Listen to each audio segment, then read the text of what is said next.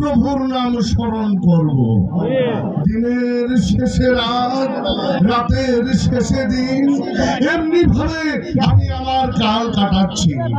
এভাবে আমাকে আর কত কাল কাটাতে হবে প্রভু?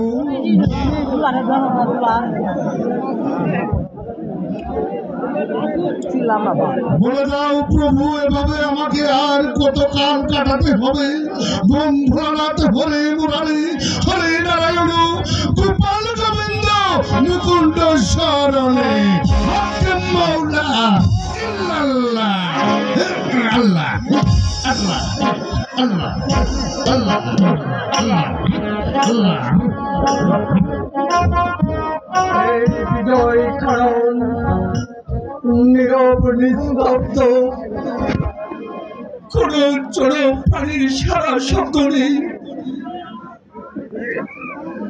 এখানে বসে আমার প্রাণ বিসর্জন দিবে, কেউ আমায় দেখবে না, কেউ আমার জন্য এক ফোঁটা চোখের জল ফেলবে না।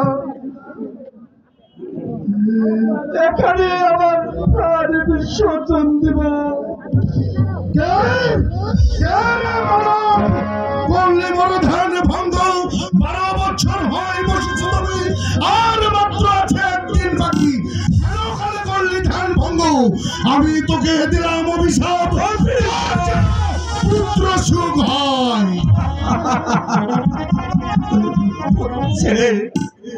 ছেড়ে নেই পরিবার, ছেড়ে নেই, এসেছি এখানে আমার প্রাণ বিসর্জন দেওয়ার জন্য।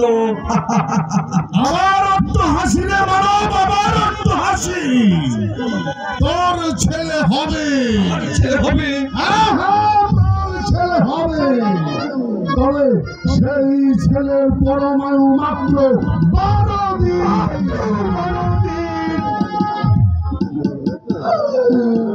আমি তোমার কাছে পুত্র চাই পরিবার, আমি পুত্র চাই না।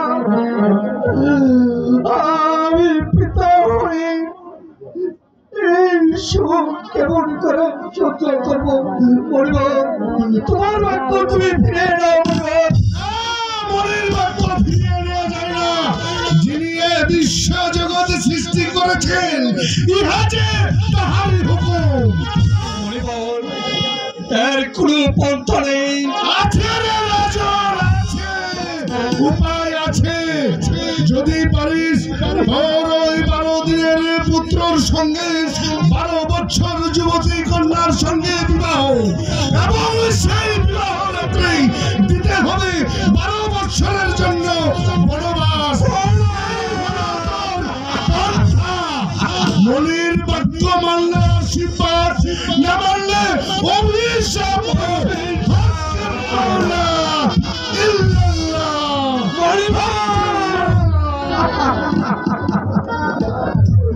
তুমি কি করলে পরিবার?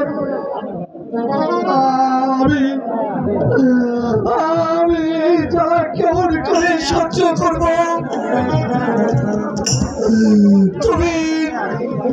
তুমি আমায় সহ্য করার শক্তি দিও খোদা, তুমি আমার সহ্য করার শক্তি দিও। আমি আবার যাবো, জানার সঙ্গে সাক্ষাৎ করবো, তাকে যে সব কথাই খুলে বলবো, সব কথাই খুলে বলবো।